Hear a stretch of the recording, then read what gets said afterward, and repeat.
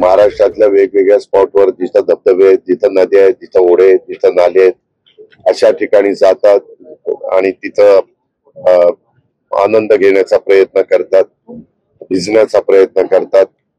अशा उत्सवाच्या वेळेस दुर्घटना घडतात.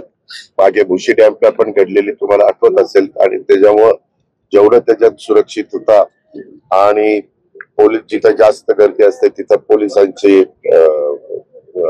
पेट्रोलियम अशा पद्धतीने आपण करतो. येत्या काळात पेट्रोलिंग येत्या काळात जिल्ह्यातली किती ठिकाणी जिथे नागरिकांनी जाणं टाळलं पाहिजे त्यामध्ये आता सध्या बहुतेक ठिकाणी सगळीकडे सांगितलेलं आहे.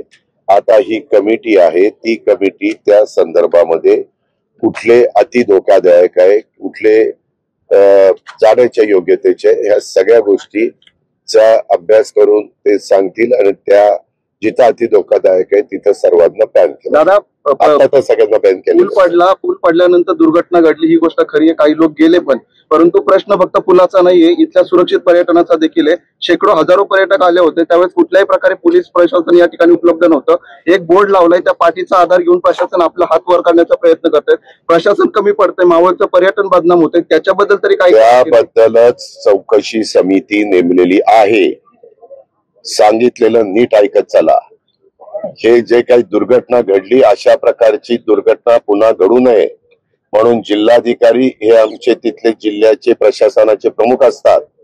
त्यांच्या अध्यक्षतेखालील सचिव RDC केलेले आहेत.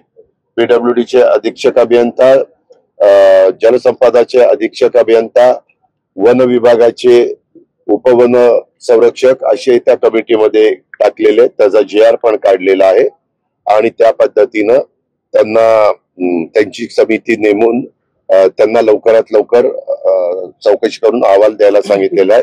अहवाल आल्यानंतर त्याबद्दल जी काही कार्यवाही सरकार म्हणून सरकारने घेण्याची गरज असेल. जे दोषी आहेत त्यांच्यावर कारवाई करणार असं तुम्ही म्हटलेलं आहे, त्याच्यावर कारवाई होणार आहे. पहिल्यांदा अहवाल येऊ द्या साहेब.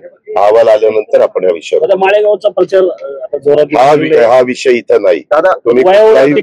तुम्ही कुठलाही विषय कुठेही घेऊ नका. मी माझ्याकरता तुमच्याशी बोलत नाही. मी आलेलो आहे इथली पाहणी करायला. ही पाहणी एक मिनिट हे तुम्ही उठवताय. तुम्हाला दुसरा उद्योग नाही, त्याच्यावर तुम्ही उठवताय. मी माझं काम करत होतो. मी ताबडतोब कलेक्टरला सांगितलं की मृत पावलेल्यांच्या नातेवाईकांना ताबडतोब रक्कम जाहीर करा. जखमींना पूर्ण खर्च राज्य सरकारकडनं करा.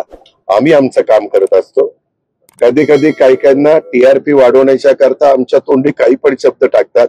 पेट्रोल सोडण्याचं म्हणलं की पेट्रोल चोरण्याचं म्हणून टाकतात. म्हणजे इतक्या गलथान कारभार चाललेला आहे.